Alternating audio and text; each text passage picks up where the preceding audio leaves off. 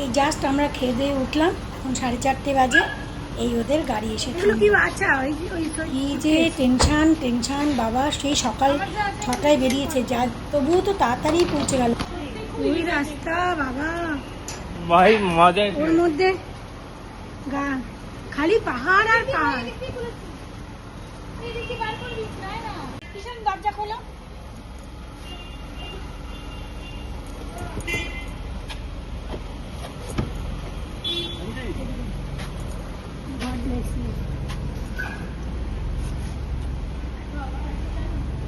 মামুন তুই জানিস না আমি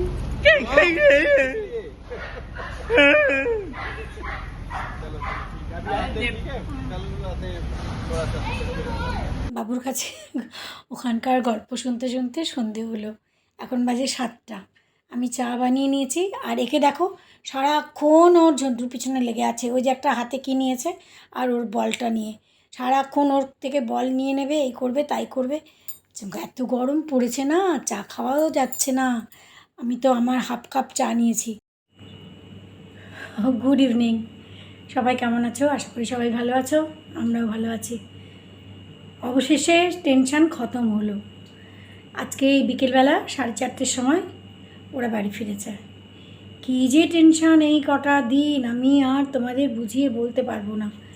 আর এমন এমন জায়গায় গেছে, এমন এমন জায়গায় গেছে, আরও নাকি অনেক লোক গেছে, কিন্তু বাবু বলল যে অনেক দূরে দূরে, মানে এক একটা গাড়ি হয়তো 10 কিলোমিটার বা 5 কিলোমিটার দূরে এক একটা গাড়ি, মানে আশেপাশে কাউকে দেখা যাচ্ছে না, এই রকম রাস্তা।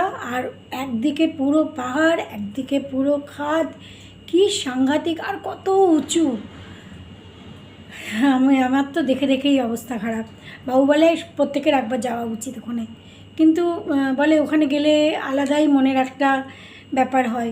সেটা তো সত্যি কথাই নিশ্চয়ই, কিন্তু অত দূরে যাওয়ার মতন সাহসও দরকার। যাই হোক, তো ওরা 4:30টার সময় ফিরেছে। ফিরে তারপরে বাবু তো কিছু খেলো না, এসেই আগে স্নান করলো। এত গরম পড়েছে, আর সত্যিই খুব গরম পড়েছে। আজকে তো বলছে 47, মানে এত গরম যায়। তাই ভাবছি যে যাদের বাইরে বাইরে কাজ করতে হয় তাদের কী অবস্থা, যারা মানে বাইরে আউটডোর ওয়ার্ক করে তাদের কী অবস্থা, আর এই আমাদের এই ডগিগুলো কী যে কষ্ট, কী যে কষ্ট লাগছে আমার। রাস্তায় যে ডগিগুলো, মানে কোথাও একটু জল পেলে সেই জলের মধ্যে ডুবে থাকছে, কী যে মানে আর বলার না। এখন সন্ধে হয়েছে, সন্ধেবেলায় চা করলাম। চা, আমার ক্লাস ছিল ঘরে, তো ক্লাস শেষ হলো, তারপরে চা করলাম, আমরা দুজনে চা খেলাম।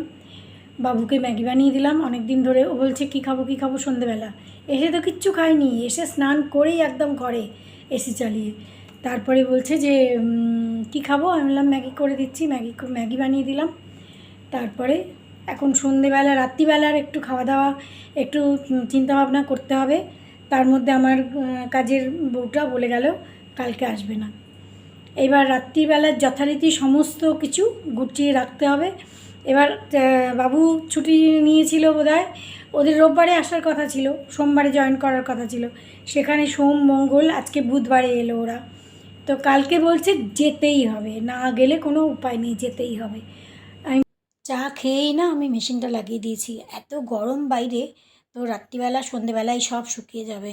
সকালের জন্য আর রাখলাম না, কালকে আবার বৃহস্পতিবার, সকালে পুজো আছে, আরও অন্যান্য কাজ আছে, সকালে ক্লাস আছে। তো ওই জন্য বাবুর জামা কাপড়গুলো ধুয়েই দিলাম।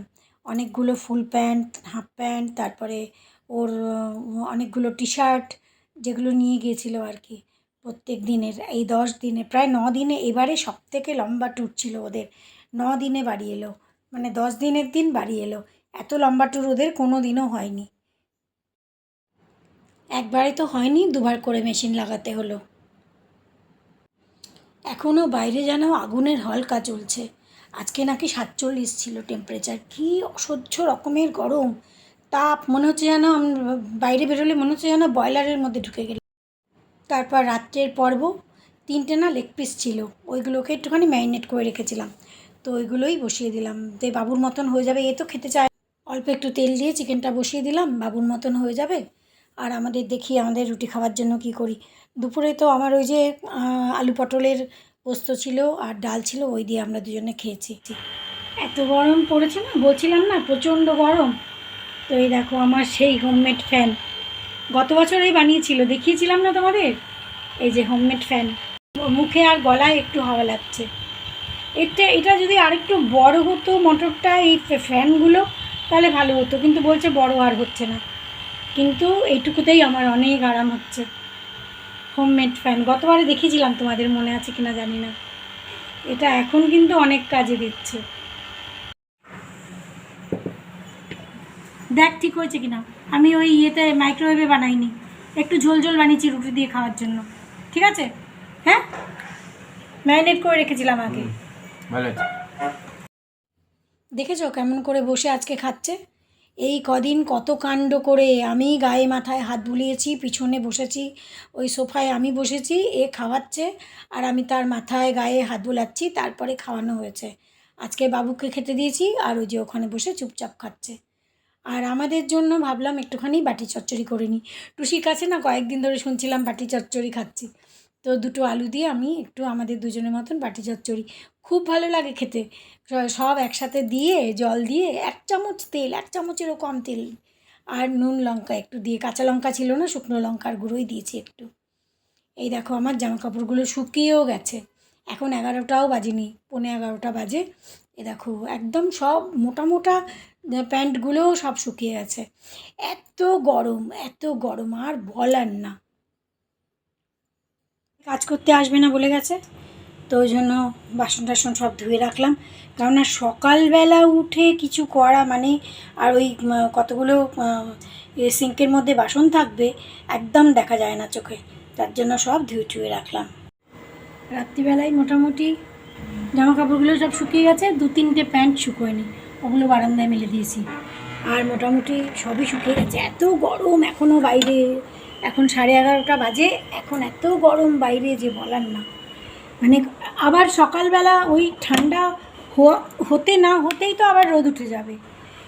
তো যাই হোক, মোটামুটি জামা কাপড় মোটামুটি সব শুকিয়ে গেছে, অনেকগুলো জামা কাপড় তো সব শুকিয়ে গেছে। এইবার আমার রাত্রিবেলা জামা কাপড় হাত মুখ ধুয়ে এখন শুতে যাওয়ার পালা।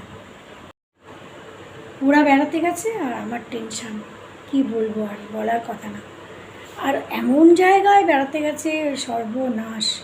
তো যাই হোক, আজকে টেনশান খতম। তো আজকের ব্লগ এখানেই শেষ করি, আবার নেক্সট ব্লগে দেখা হচ্ছে। ততক্ষণ সবাই খুব ভালো থেকো, সাবধানে থেকো। Good night.